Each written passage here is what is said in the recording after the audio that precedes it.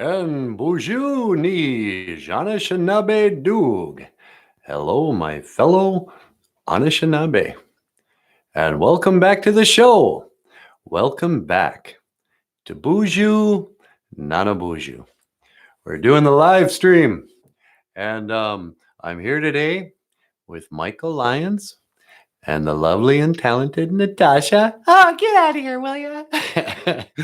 And today, last night we did a live stream, and there's no way to test the audio as far as I know. So, it was a pretty fun live stream, but the guitar sounded terrible.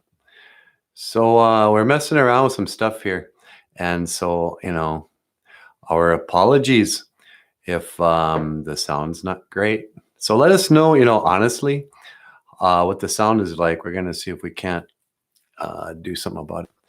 So in any case, on that, I'm going to turn it over to Mr. Michael Lyons, the creator of Boozhoo Nanaboozhoo, our podcast about Ojibwe language and culture. Oh, Brandy's here. Hey, Boozhoo, Brandy. It's so nice to see you.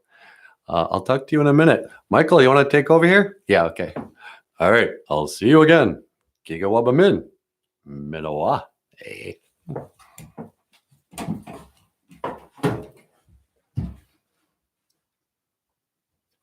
Boozhoo, how you doing? Hi, it's me again, Michael Lyons. I'm the creator of Boozhoo Nanaboozhoo. And I didn't expect to do another live stream so quickly, but I watched the one from last night and I wasn't happy with the guitar sound. So I thought, well, let me try another one. I've hooked up some stuff. This is all pretty boring, I'm sure. And then just since we're here, it's Sunday, 12:32 where I am at in northern Minnesota and I'm not on the Leech Lake Reservation. I'm in Bemidji, Minnesota, Bemidji Gamug. And I'm still trying to get this technology. Yeah, you know what I'm talking about, Brandy. Brandy, you're a fine girl. What a good wife you would be. Everyone named Brandy gets that. Just dudes coming up. I said, Brandy, you're a fine girl. What a good wife you would be. So let's start the show today. Brandy, can you tell me?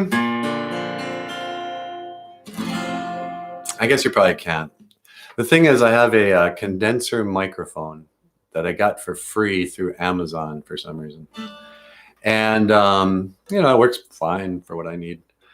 But when the guitar and the singer and me are at the same time, why am I talking about this? It sometimes cuts out and then just doesn't sound great. So let me do a short little intro song to get us started. And then if anyone has any questions for me, I'd be happy to answer them. And I might bring out Natasha and Nanaboozhoo in just a minute. But to get things started, let's see.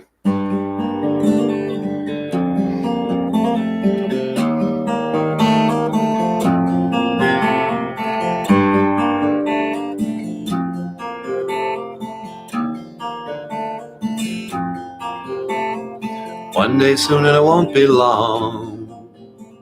Gonna drive right down where you once belonged. In the back of a dream car 20 foot long. Don't cry my sweet, don't right my wrong. Way back when, but I don't know how. You sacrificed my sacred cow. That was then, but this is now. Life's but a stage and take a bow. Take a bow.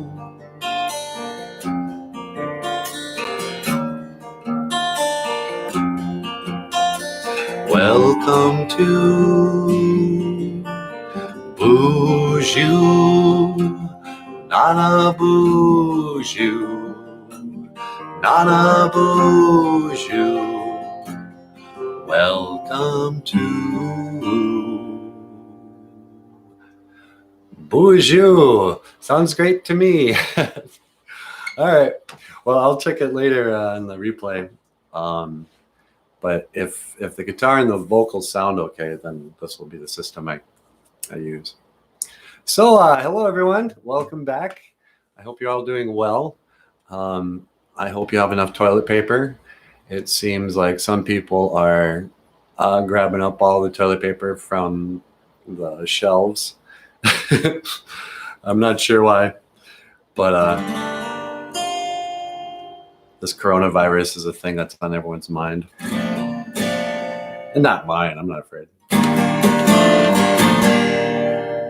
So today, our Ojibwe word of the day. Let's say, how about Nijikwe? Nijikwe. Lots of times, people have good female friends. And, we have a tradition of male friends being like brothers. And we'll say, oh, he's my Niji. He's my brother. But if you have a female friend who is like your male friends, not somebody you want to marry, not somebody you're in love with, but somebody you love, that would be your Nij Ikwe. It would be like your female friend. And so my female friend is Natasha. And I think I'm going to ask her to come on. Hey, Natasha, you want to come say hello to the people? Oh, sure, I'll come by. All right. Why don't you walk over here? Okay.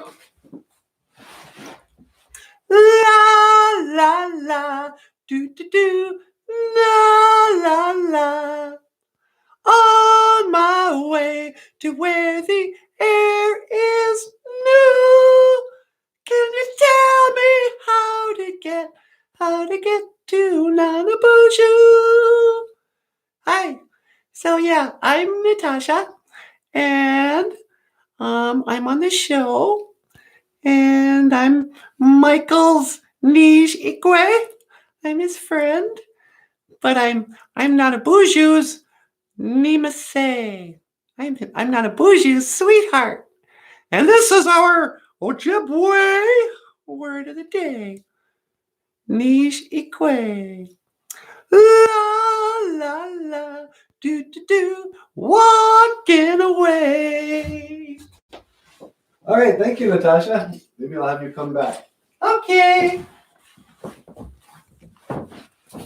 All right, so yeah, hi. And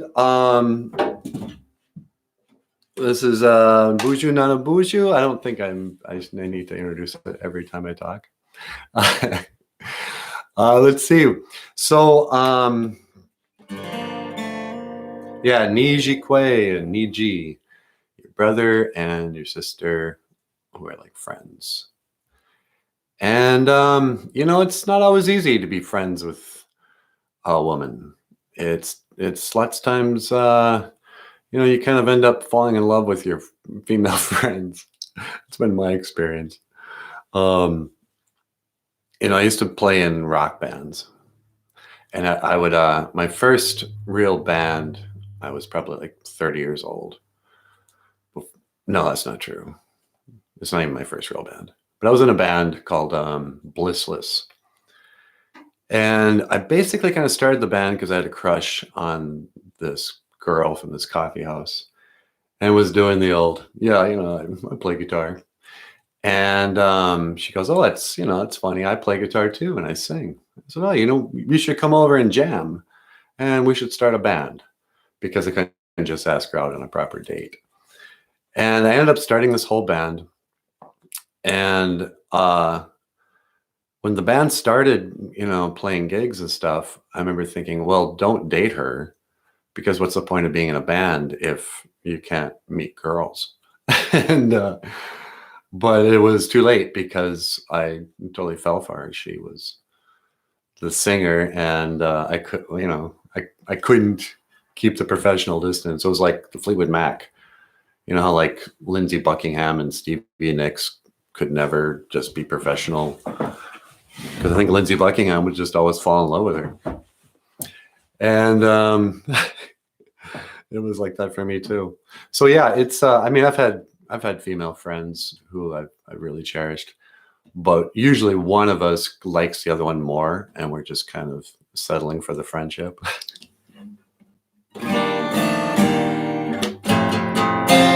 That's why my best friends have always been men, straight men.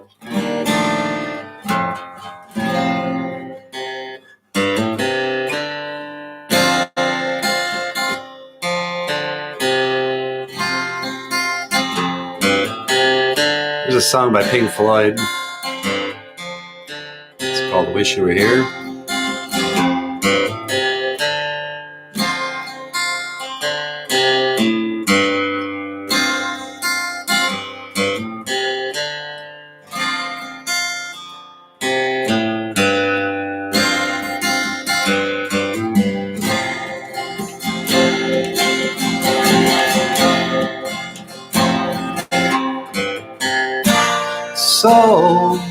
So you think you can tell heaven from hell, blue skies from pain? Can you tell a green field from a cold steel rail, or a smile from a veil? Do you think you can tell?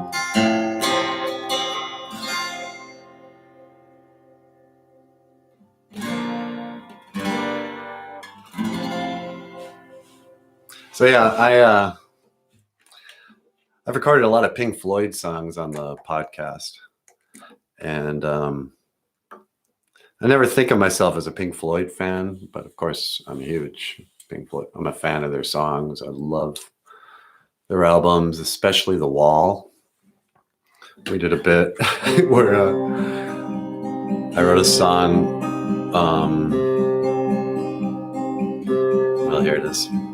We don't need to speak Ojibwe, bum ba dum, bum ba dum bum. We don't need to know the culture, bum ba dum, bum ba bum bum. When am I gonna need to know how to say ba dum, bum ba bum bum? Blueberry pie in Ojibwe. When am I gonna need to know that anyway? All in all, you were all just bricks in the wall. How's it go? All in all, we were all speaking Ojibwe mowing. Oh, while we were speaking Ojibwe mowing, ba-dum, bum, ba-bum, bum, bum, ba-dum, bum, ba-bum, bum. Frog, say it again. You can't have any blueberry pie unless you say it in Ojibwe. How can you have any blueberry pie unless you say it in Ojibwe? Mina bushki, mina sagani, batuse jagani, bakwajigan. I mean, what's so hard about that? Is what Natasha said. Mina bushki, mina sagani, batuse jagani, bakwajigan. Blueberry pie. And I was talking last night, anytime you start teaching Ojibwe, people come up, they go, oh, you're speaking Ojibwe, are you? Well, tell me, sir, do you know how to say blueberry pie? Because that is the largest word in the Ojibwe language. And it basically just kind of, it's a test. It's like, are you really studying? Did you memorize that? So I put it to a song. And it helped.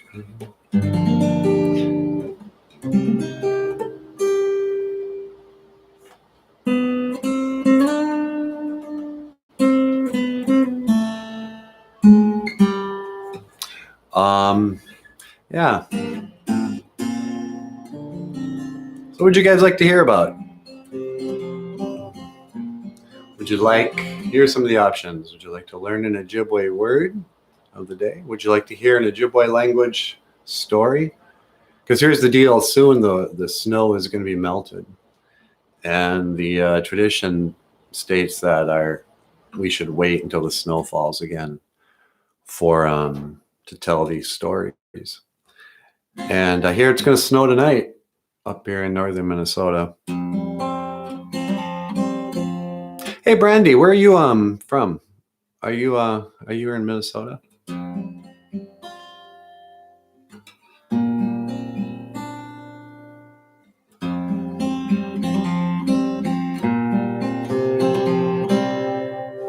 I know. Become a Patreon supporter and get a like Snow on Skin book. It is a companion book to the show. Good coffee table book. It has quick references to handy Ojibwe languages. Oh, there's my grandma, Leona, and Marcia. It's her cat.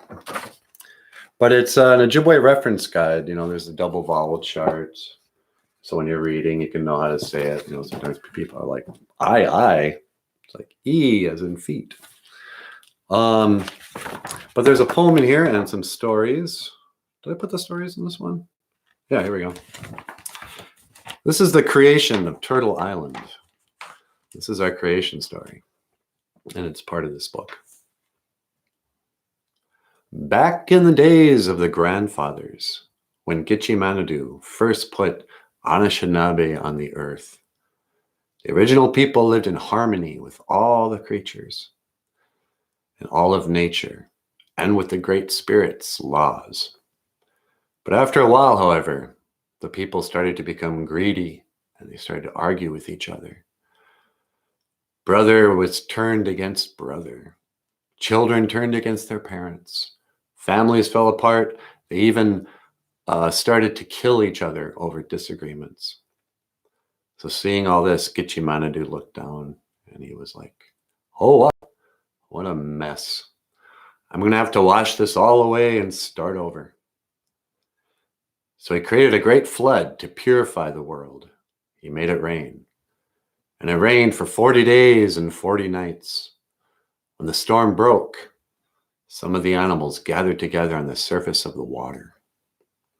What do we do now? Mashike the turtle asked.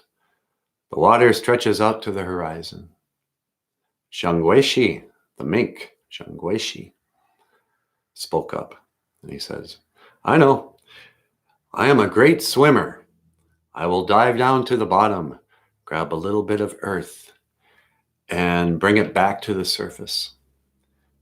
And with the help of the Great Spirit, I believe we'll be able to create a new land to live on. So they all agreed that this was a good idea. And Zhangweshi, the mink, he set out to the depths of the water. After a time, the mink returned exasperated and exhausted. Oh, it's really deep down there. I swam and I swam, but I couldn't reach the bottom. And the loon, Mong, declared, let me do it. I am the greatest swimmer here. I will swim down to the ground and bring back the earth for our new home. So the loon dove down into the darkness of the water. After a long time, Mong returned. It's too deep, the loon said. I swam as hard as I could, but I couldn't reach the bottom. Just then, a voice spoke up from outside of the circle. Maybe I should give it a try. It was Wajashk, the little muskrat. I don't think so, Wajashk, the turtle said. If the great loon couldn't do it, what hope do you have? But I've got to give it a try, the muskrat replied. Okay then, go ahead. The animals all waited in silence for a time. As the minutes passed, they became more and more anxious. He's been gone a long time, Mashike said. Then from beneath the water, they could see a dark figure rising to the surface. When the body emerged, they turned him over to see that it was indeed Wajashk. The little muskrat had died. The animals started to cry. Oh, poor little Wajashk, they wailed. Why did you try such a dangerous thing? And they began to sing a mourning song, their sorrowful faces carried across the waters. Then Mong noticed the little muskrat's paw slowly open to reveal a tiny mound of sand. He had made it to the bottom after all. Zhangguishi, the mink, exclaimed. He did it! Wajashk made it to the bottom. He sacrificed himself for us so that we may have a new start. The animals cheered and started to sing a new song. They sang an honor song praising the bravery of the little muskrat and the ultimate price he had paid. The Great Spirit heard this and called down in a booming voice, "Put that little bit of earth on the back of the turtle's shell," he said. So they placed the dirt on Mashike. Then Gitchi Manadu commanded the 4 winds to blow at the same time, creating a tornado that began to transform the turtle. Mashike started to grow. As he grew, the dirt multiplied on her back. She grew and she grew until she was so great that she became the very land that we live on today. She became Mashike Minase, Turtle Island, or as we call her today, North America. And this has been the story of the creation of Turtle Island, or Mashike Minase. Mashike Minase, Turtle Island. And that's what they call North America. So, ancestors are all buried up in the White Earth. White Earth, the mighty White Earth Reservation. I wrote a song about them last week. Maybe I should sing it. Where are my notes?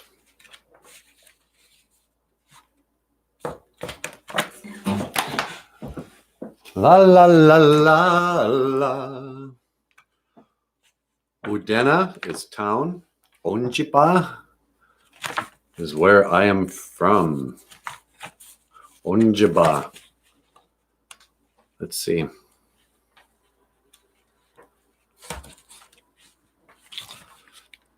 La la la la la. Da da da da. Kawa bikani kag.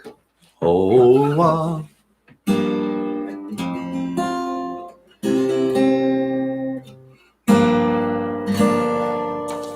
Probably shouldn't even use a pick for this. The White Earth is Gawaba Bigonikog. I'm sorry. Gawaba Bigonikog. And so if you were to say, I'm from White Earth, you'd say, Waba Bigonikog Nindonjaba.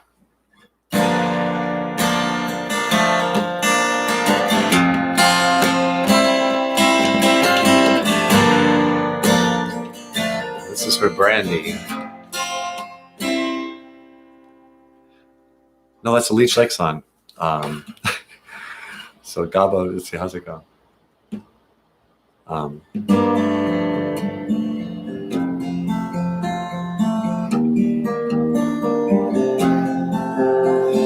Gawaba Bigonika, Gawaba Bigonika, Gawaba Bigonika. Don't you buy,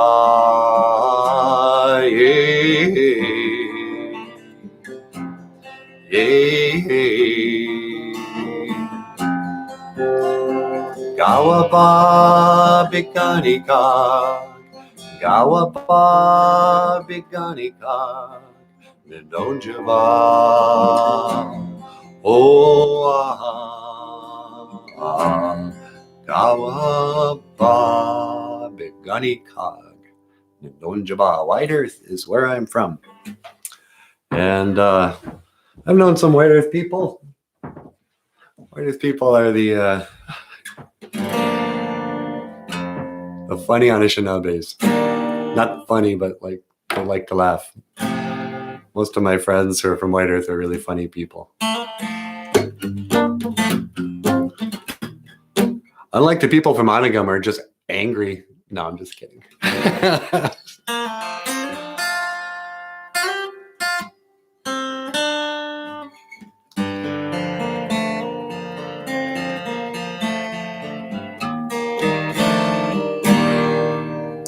like to play old songs. Maybe I hide and love you quite as often as I could have.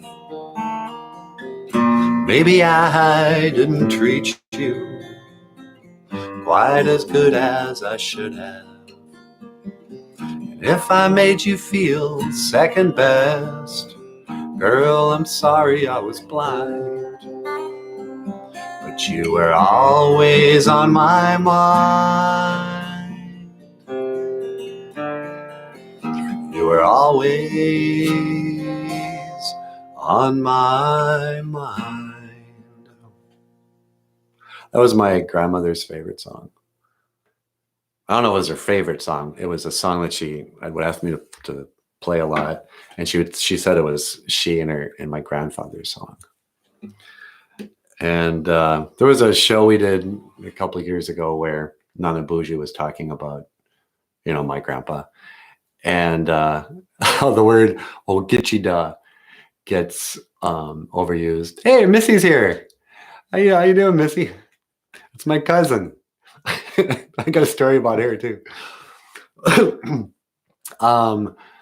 But the term "ogichida" in Ojibwe means warrior. And in the modern day, when I went to college, there was this quote from somebody that college people love to quote. And I don't forget who said it, but they were like, the warriors of the future will be the warriors of the classroom or something. And it occurred to Nanaboozhoo that Ogichida, that now we just call anybody. It's like you sign up for college and it's like, oh, you're a real Ogichida. Oh, you're taking ceramics, are you? You're a real warrior. That's some good thinking there. Taking a ceramics course in college, because you will, that'll help.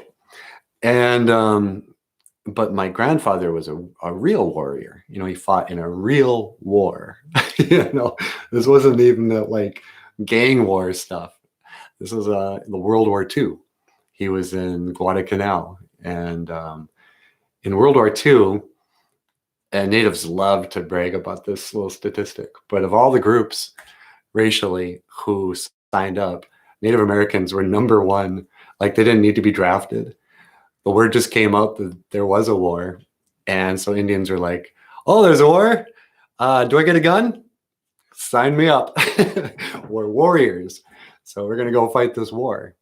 And I'm sure most people had no idea what the issue was. They were just like, well, country needs us. We're the warriors. So yeah, it wasn't about this modern idea of there are Native Americans who are against the government or against the country. In my grandpa's day, he hung an American flag in his yard. He had a flagpole. He went through the trouble of putting up a flagpole. And, he was proud to serve. He didn't talk about his war experience very often, so you could tell he was really a warrior. But I heard some stories.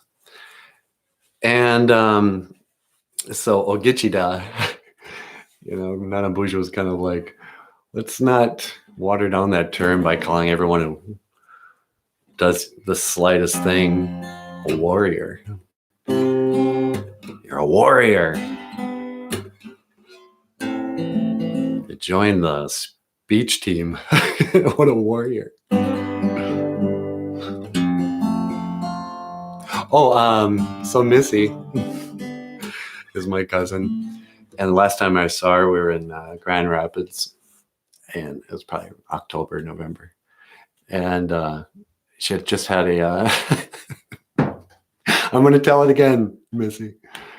She had a procedure where she had to have a toe removed. And Missy is like a great sense of humor. It's very self-depreciating humor. But I assumed that she would be, a little sensitive to this idea. Or maybe she would have said something like, so I've only got 9 toes now. So I was doing a show at this museum, and I introduced my cousin Missy. And before that, I was talking about puppets and how cartoon characters and Nanaboozhoo, if he's not wearing his glove, he's only got four fingers. You can imagine. And I go, much like my cousin Missy, who is missing a toe. And she's really sensitive about it. So, and I just basically told everyone in the whole room, kind of mocked her condition. So yeah, Missy, she's a 9-toed, what's the nice word for it? Freak. No. I love you, Missy. The song is for Missy.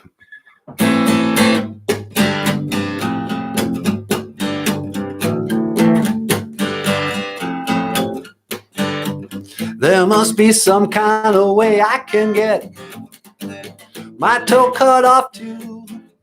Just kidding. So yeah, let's see. What should we talk about today? I'll be nice, Brandy.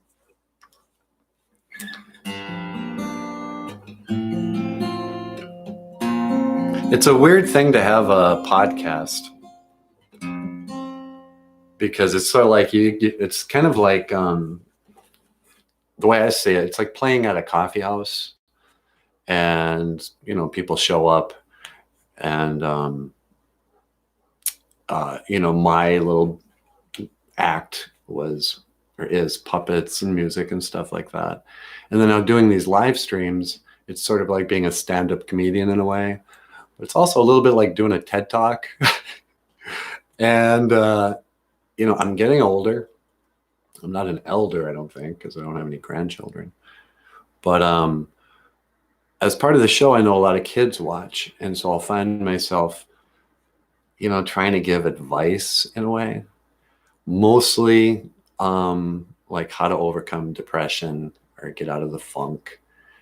And the show is so silly and it's kind of sweet, but sometimes it's easier to hear talk about sensitive subjects like death and grief over a pet dying or something when it comes from Nanaboozhoo.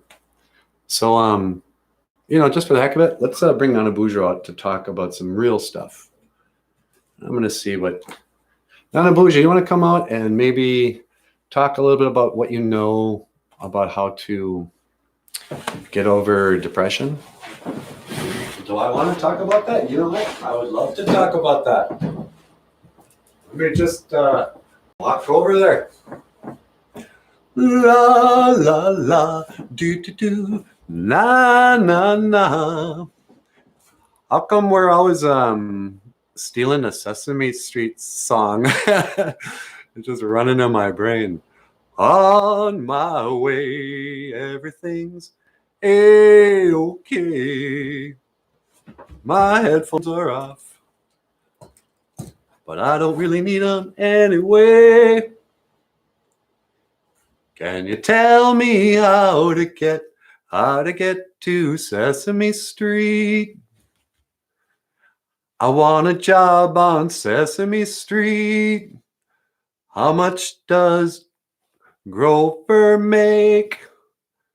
Wouldn't it be cool if we did a spot on Sesame Street where Natasha and I come visit Ernie and Bert, and we'll be like, oh, hey, you guys. It's legal to marry now. I don't know why you're still living in the closet. Nah, just kidding. So yeah, Boozhoo, everyone. Welcome back to the show. And it's been a real honor and a privilege to talk to people about Ojibwe language and culture. But also, sometimes I've actually gotten choked up on this show talking about, serious issues, or maybe it's the music. We sing such sad songs, you almost can't help but get choked up once in a while. In fact, last night, Michael got kind of teary. What was that song you were singing? Oh, it was that Johnny Cash tune. I hurt myself today, hurt. Oh, yeah. Yeah, so there's that line, everyone I know goes away in the end. Oh, that's sad. But, so yeah, you know what? There's a lot of ways you can overcome depression.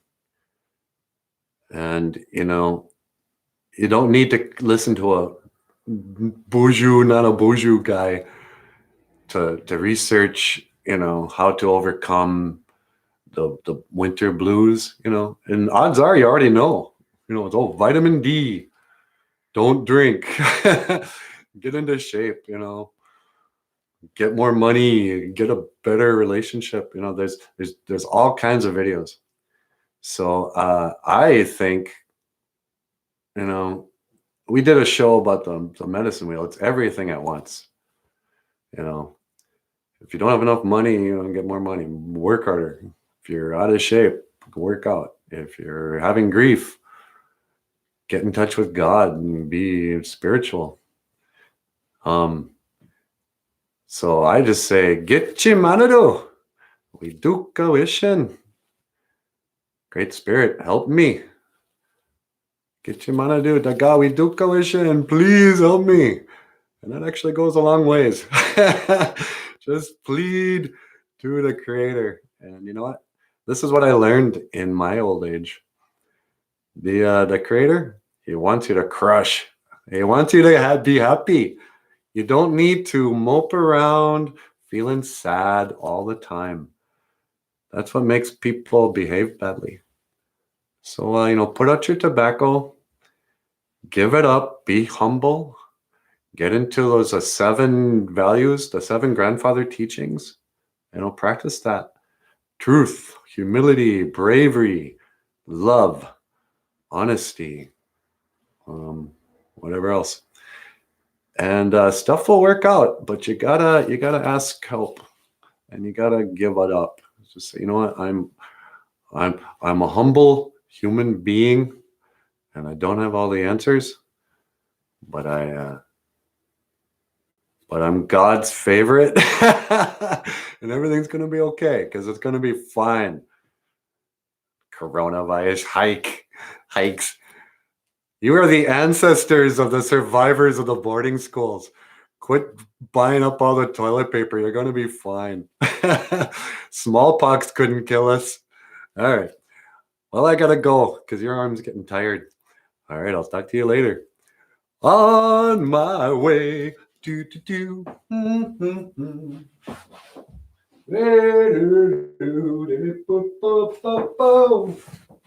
Can you tell me how to get to Sesame Street? How to get to Sesame Street? Do you remember Buffy on Sesame Street when she was breastfeeding her infant and telling about the indigenous? Oh yeah, Buffy St. Marie. I do. She was breastfeeding on Sesame Street. Had a flashback. I can see on there. Oh, I would love to be on Sesame Street. I was talking last night about the influence, and I didn't even realize it until I was 50 that Sesame Street would have all my life. Jim Henson, what a genius. You know, it's so commonplace that people don't really think, you know, that's a genre that was started. I mean, I guess you could argue, what do I know? You think back about marionettes and like whoever made up that, was that in China or France or somewhere?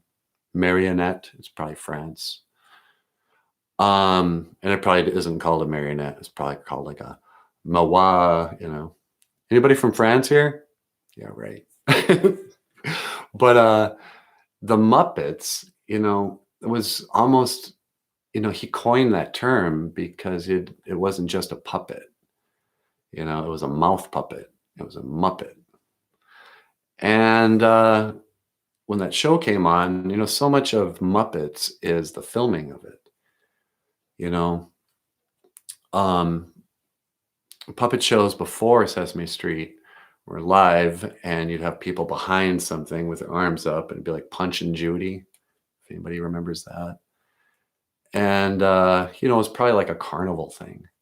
But with Sesame Street, and Jim Henson also did some commercials, you know, it was video and puppets. And so it was also acting, and then also education, also music, and then constructing that show, those little bite-sized scenes that could keep your attention, and the humor and the reoccurring characters. In some ways, doing Nanaboozhoo is like writing a comic strip where you have continuing characters that come on, and like my comic strip OJIBWE, I would teach a word of the day, and you'd have the woodland animals. Let me talk about that. So gibberish. Oh, I'm out of focus. Here we go. So gibberish was a comic strip I came up with that ran on Facebook for about a year, I suppose. And basically, I just wanted to draw cartoons and have an audience. And newspapers were going out of existence. And do I have anything to drink here? I'd also like to apologize. I have this nasty habit of going.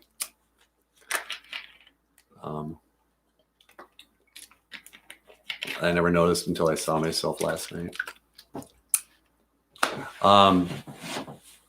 So what was I talking about? Oh, comic strips. So gibberish was a comic strip that taught the Ojibwe language, like one word, and I would have reoccurring characters, like the wolf or the dog. It's meat watch. Thank you.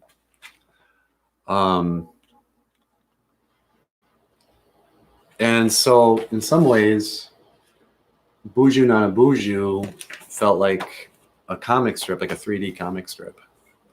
Because there's still like artistic things to doing the show, like the background. This is my stuff, but once I started filming the show in here, I became more aware, to construct kind of what would look like a puppet show house. There's a lot of cartoons on the walls and stuff, but that becomes part of the show too. Mixed blood. I have a really gross coloring book page. Here it is. In the back of this book, there's some coloring book pages. And check this out. Right?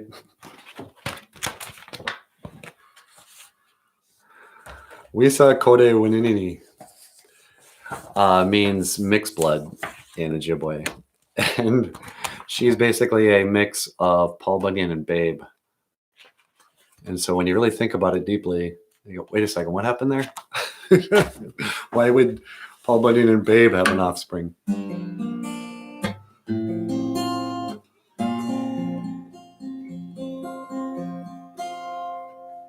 But I never meant one word, I never meant one word, I never meant one word I said. I never meant one word, I never meant one word, I never meant one word I said. Now you're my one, you're my only regret.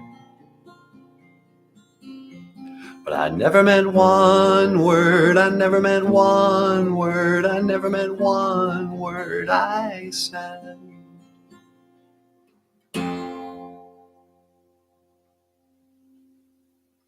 If it wasn't for failed relationships and heartbreak, we wouldn't even have any good songs. There's a flip side to everything. I heard the lead singer of Counting Crows once say something like, "One man's heartbreak is another man's entertainment."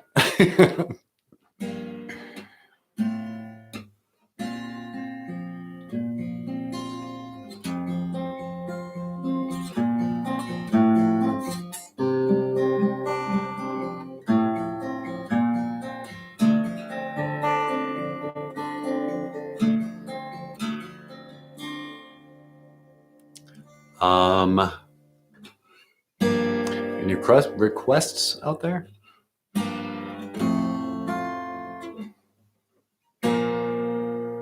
Someone told me long ago, there's a calm before the storm, and I know it's been coming for some time. It's a really high song. Do-do-boo-do-do-do-do.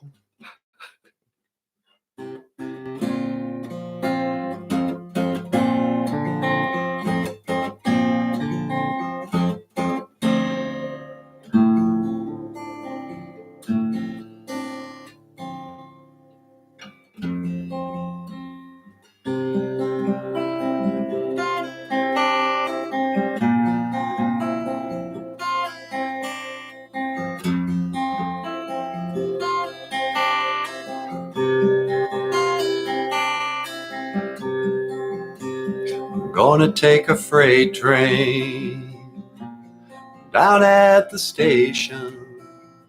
I don't care where it goes.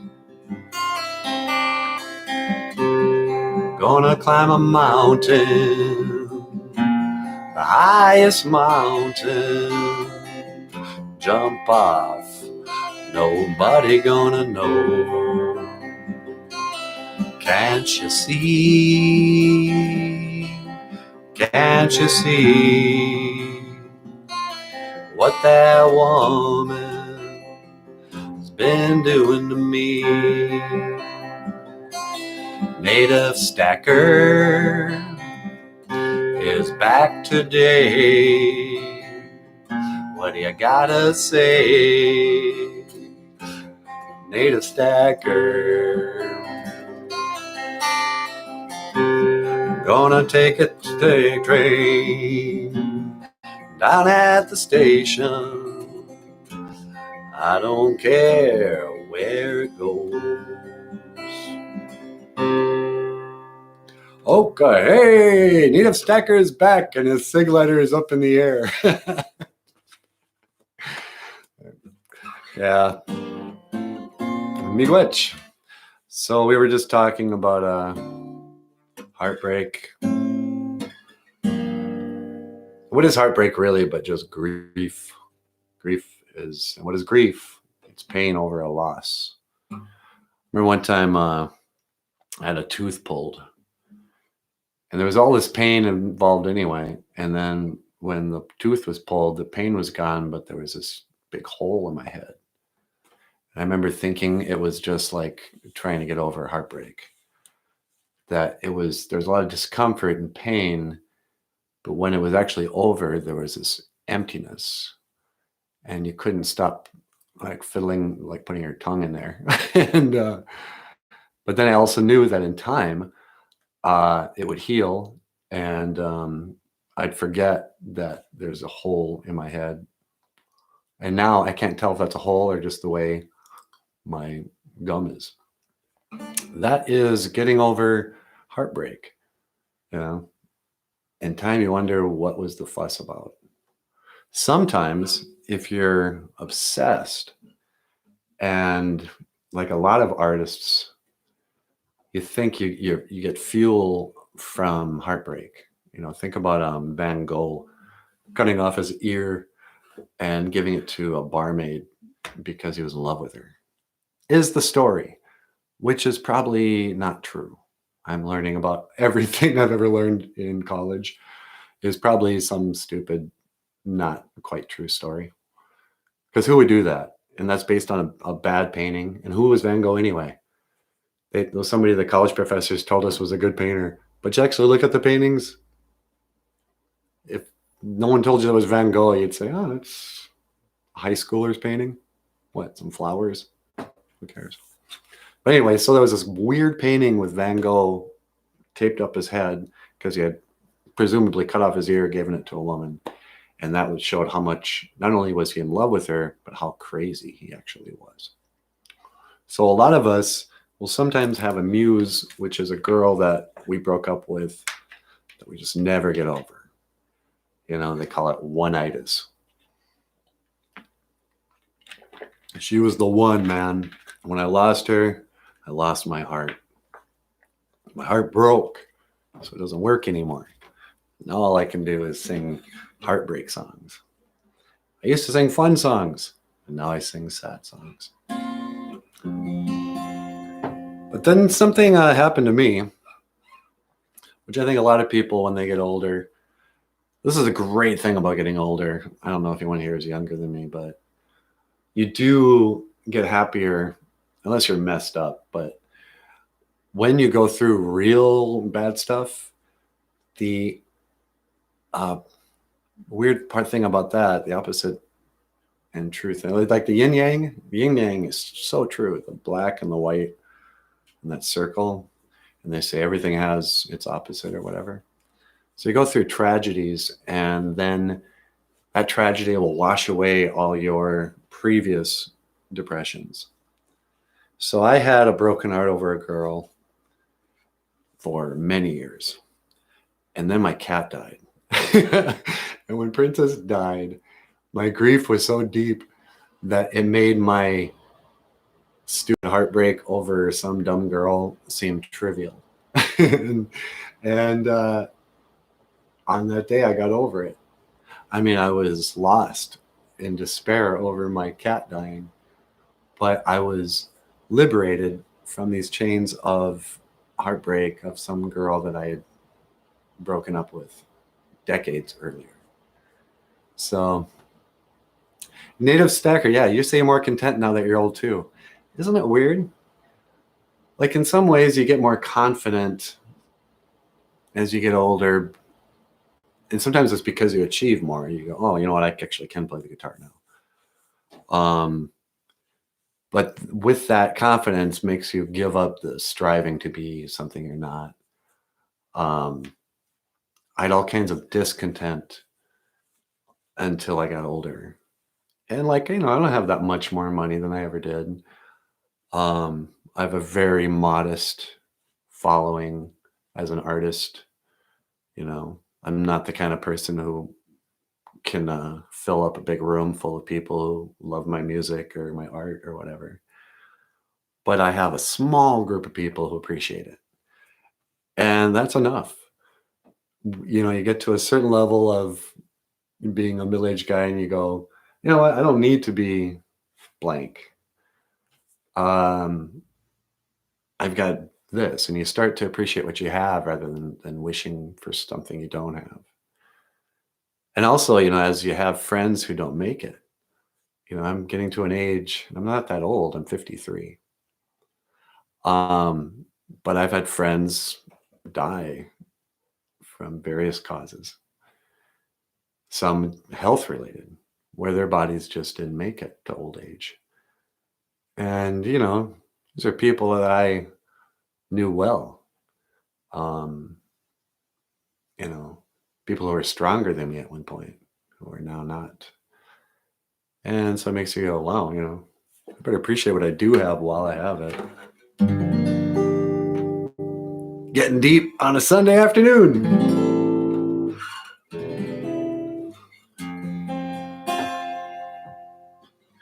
I guess it's the coronavirus that's made all of us have to face our own mortality.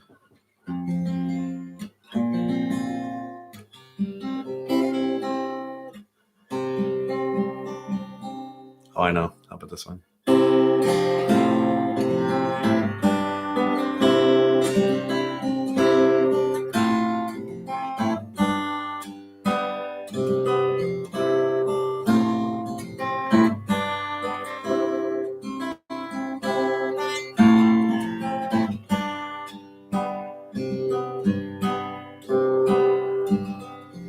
How can I go home with nothing to say?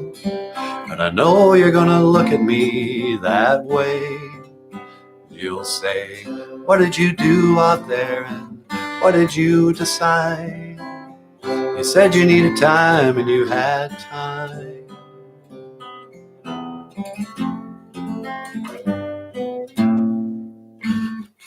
Ani DeFranco was somebody who never, she was very popular and sold lots of albums, make no mistake.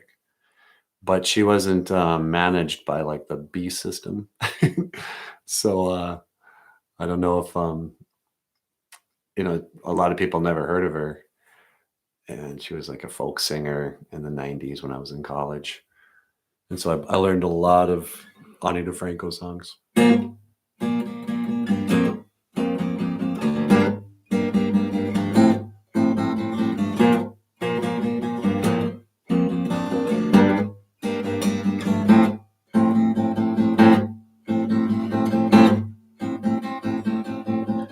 I'm walking out in the rain, and I'm listening to the low moan of the dial tone again. I'm getting nowhere with you, and I can't let it go, and I can't get through.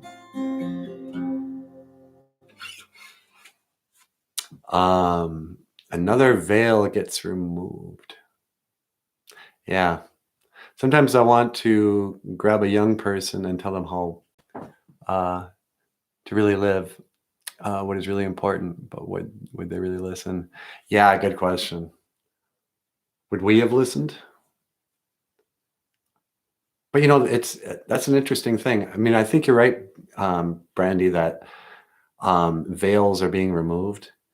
We're kind of living in a time, sort of because of the internet, where a lot of just lies are being exposed.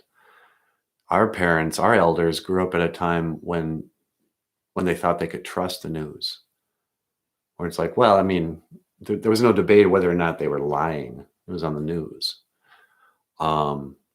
Reporters and journalists would uncover the truth of a thing. And now we kind of go, okay, what station did that information come from?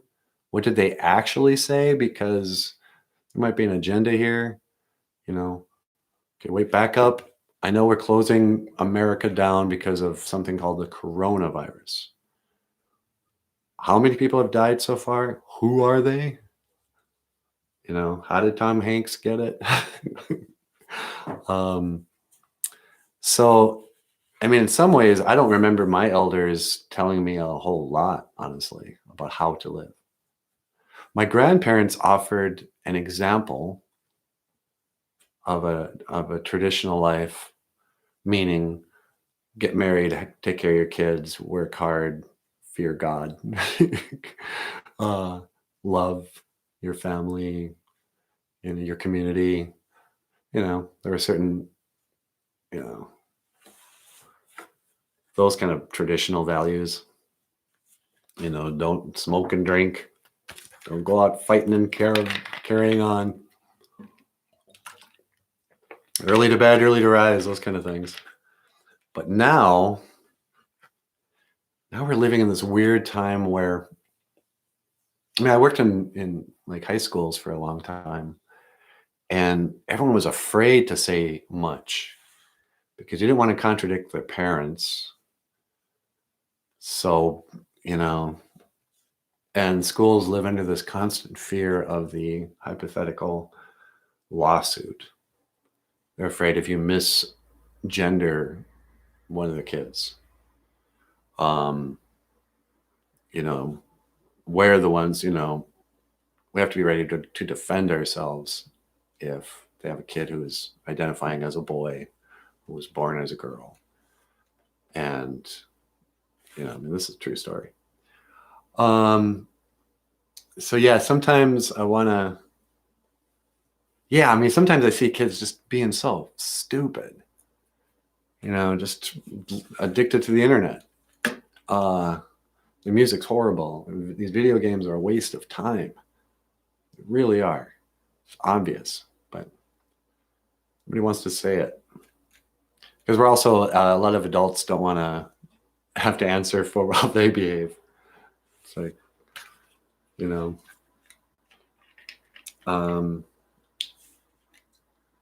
yeah, I don't know. These are weird times. But again, they're cool times because we get to talk about it. This is a different forum than what my parents had. They actually had to talk to each other in person. It was like the dark ages. All right. Well, that's been 60 minutes. I think I'm going to mahjong. I'm going to mahjada or mahjada. Let's go. Mahjong. I'm not going to mahj away. I will mahjong. And to say goodbye, I just want to thank you all for tuning in to see my hair. This is what my hair looks like when I wake up in the morning, you guys. You know why? Because God loves me. Not enough to keep it thick on the back. That's going quick. It's like the rainforest up there. It's like that rainforest has been being deforested since the 80s. It's 40 years, you guys. What is it like? The rain prairie now.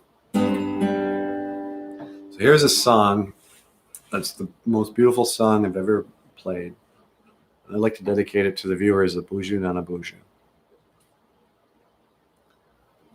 What song?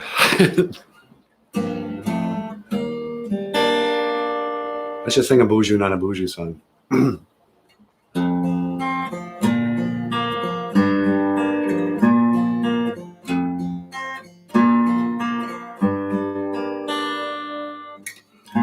Welcome to Boozhoo Nanaboozhoo, the podcast about Ojibwe language and culture. I'm happy to be here with you today to speak Ojibwe and learn about the language and culture.